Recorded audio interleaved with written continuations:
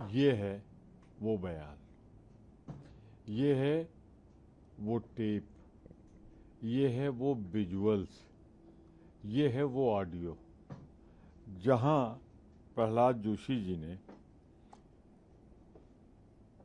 बिल्किस बानो के रेपिस्ट बलात्कारी एक गर्भवती महिला के साथ जो सदियों तक याद रहेगा, जो बीभत्स कांड हुआ था,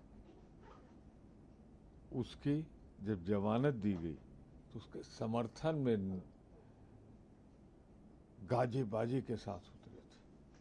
अब गलती हो जाती है इंसान से, हो गई जोशी जी, अब गलती हो गई तो सही मौके पर उठाई भी जाएगी, उठाई जा रही है, तो इतना तिलमिला क्यों रहे हो? उस समय तो बड़ा उछल उछल के बोल रहे थे, है ये है, इतने दिन रहे हैं, ये हो गया तो ऐसा क्या हो गया, अब भी बोलो ना। अब चूंकि प्रियंका जी ने कह दिया सदन के अंदर, राहुल जी ने बाहर कह दिया, तो आपको लग रहा है जो नई नई नौकरी मिली शिक्षा विभाग वाली कहीं छीन न ली जाए।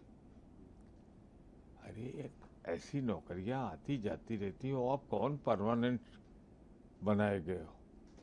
शांति से लो, जितने उछलोगे फिर और निकालेंगे तुम्हारे दूसरे।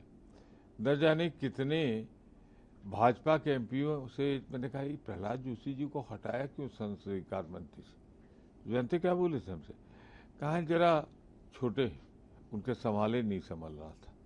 तो अब कहाँ तक लोगों के कमेंट पे जाओगे जोशी जी? इस मामले को जितनी जल्दी दब जाए उतने आपके लिए अच्छा है। 18 अक्टूबर 2022 को ये वीडियो भी हम प्रस्तुत कर रहे हैं जो एनडीटीवी का है और इंडियन एक्सप्रेस में छपा भी था। मत गले मुर्दे उखाड़ो, वरना अगर कर्नाटक के बयान हम आपके एक एक बताने लगे तो आप बड़े भारी बयानवीर हो, फिर कुछ ऐसा होगा कि हाउस का सामना नहीं कर पाओगे। सर, बात कर लेते हैं किरण रिजिजू की। उन्होंने कहा है कि ऑपोजिशन पॉलिटिसाइज ना करें। किरण रिजिजू जी, एक कहावत है, 100 चूहे खा के बिल्ली चली हज को। सुबह से लेकर शाम तक मोदी सरकार एक ही काम करती है, हर चीज को पॉलिटिसाइज। अगर रात में 12 बजे वो कोई वीडियो भी बनाते हैं और उसमें सूरज शक्ल अच्छी नहीं आती, दूसरे दिन बताते हैं। भाई जानना चाहता हूँ 12 बजे मोदी जी आजकल जग क्यों रहे? नींद नहीं आती रात में? उन्हें ऐसा लगने लगा है सरकार तो बची है भी, लेकिन सरकार का इकबाल चला गया है।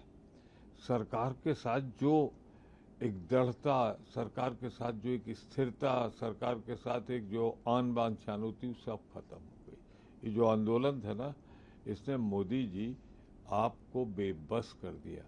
नींद नहीं आती 12 बजे तक आपको, इसीलिए आप वीडियो बनाते हो। अब ये वाला वीडियो तो हम लोगों ने देख लिया, और कोई बनाया हो तो भी दिखा दीजिए। सर, प्रधानमंत्री ने जो एग्जाम रिफॉर्म के लिए पैनल बनाया, उसमें आईआईटी मद्रास के डायरेक्टर भी हैं और प्रियंका जी ने कहा गौमूत्र एक्सपर्ट। क्या गलत कहा? प्रियंका जी ने फैक्ट कहा है, वो अपने आप को खुद ही बताते हैं और गौमूत्र के बारे में तमाम तारीफ करते हैं अपनी, कहते हैं, वो अपने बायोडाटा में डालते हैं कि मैंने ये भी किया है। तो जो प्रियंका जी ने कह दिया तो वे इतना तिलमिला क्यों रहे हो?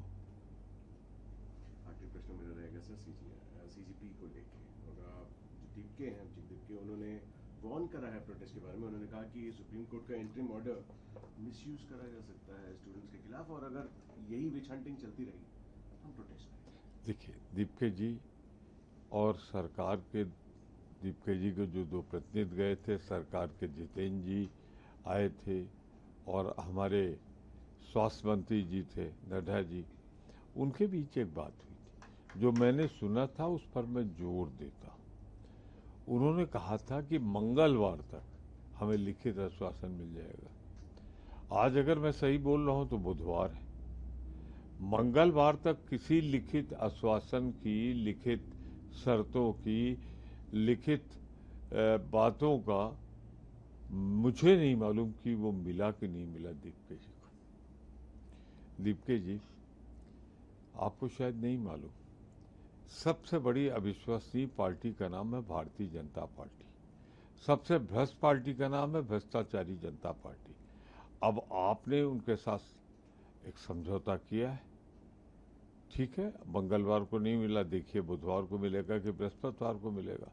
और आप कह रहे हैं कि अगर ये सरकार सुधरी नहीं तो हम फिर बैठ जाएंगे, हम भी देखेंगे आप बैठते हैं कि नहीं बैठते हैं।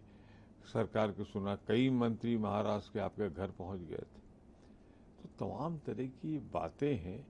पर इतना कह दूं, बहुत ही अविश्वसनीय है भाजपा सरकार, मोदी सरकार। इस पे जो विश्वास कर गया वो गया।